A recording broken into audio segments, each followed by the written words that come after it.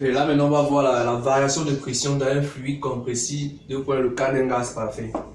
On a vu tout à l'heure que l'équation de Pascal, sous sa forme simplifiée, est dP égale à moins ρ G dz. Si on est dans le cas d'un gaz, on voit que le gaz a une variation, subit une variation de volume, donc la masse volumique varie également. Donc si on veut intégrer cette équation, on doit d'abord exprimer la masse volumique en fonction des deux variables dP et dz. On a quoi? D'après l'équation des gaz parfaits, PV égale à L RT égale à la masse sur masse molaire fois RT. Ça veut dire que la pression P est égale à M sur V tout fois RT sur la masse molaire. Et ça, la masse sur le volume, c'est rien d'autre que la masse volumique. Ça fait ρ RT sur M. Là, on peut exprimer ρ égale à P M sur RT. Maintenant, pour retrouver l'équation de variation de pression pour les gaz, on a qu'à remplacer ρ dans la formule en haut. La dP égale à moins PM sur RT. Le tout fois G dz. Là, il faut faire une séparation de variables. dP sur P est égal moins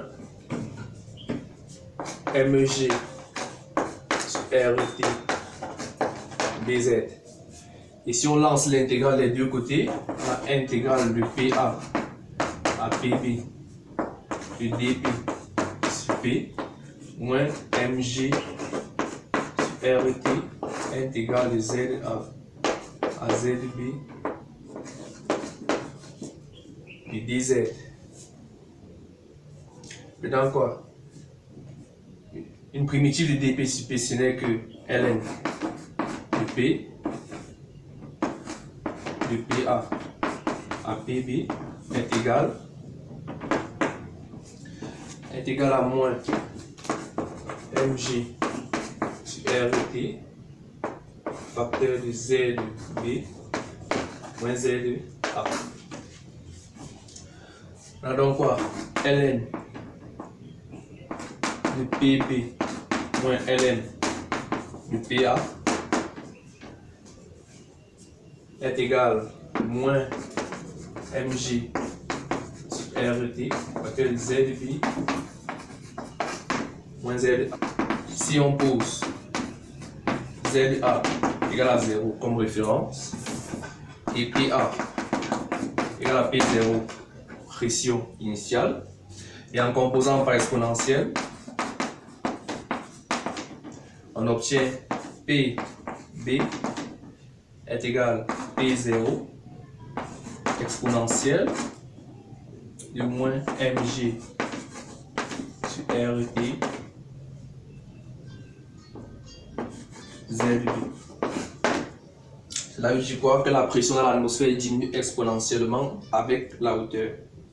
Là, on va prendre une petite application. On dit dans le modèle d'atmosphère isotherme appliqué à l'air, calculer la pression PZ à une altitude Z égale à 100 mètres au-dessus du niveau de la mer à 0 degré. Exprimer la différence de pression delta P égale à P0 moins P de Z en millimètres de mercure. Et puis conclure. On donne P0 en pascal et en millimètres de mercure. Et à l'altitude Z égale à 0. Bon, on va passer à la solution.